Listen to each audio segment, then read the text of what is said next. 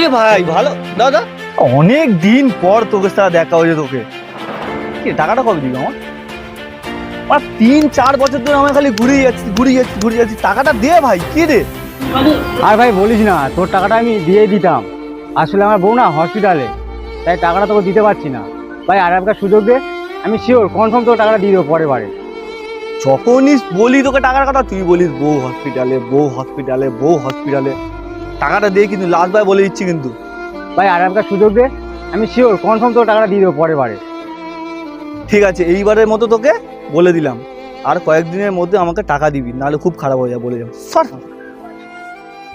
হ্যাঁ, জানা আছে কে কত টাকা দেবে। সারা 3 বছর ধরে ঘুরিয়ে যাচ্ছে বালটা। এবার যদি টাকা পয়সা না দেয় তলপেটে ঘুষি মারো, মুখ দিয়ে নাড়ি বুড়ি বেরিয়ে যাবে লাউড়া। কি হয়েছে? আর ভাই বলিস না, ওই পারে যে আছে না চশমা পরে যে সুমন, চশমা সুমন, চশমা সুমন 3-4 বছর ধরে ওখানে টাকা পাই, টাকায় দেওয়ার কোনো নাম নেই। যখনই বলি টাকার কথা বলে বউ হসপিটালে, বউ হসপিটালে, বউ হসপিটালে। আরে ভাই হসপিটালে থাকবে না কেন? কচি করে ওর বউ তো না।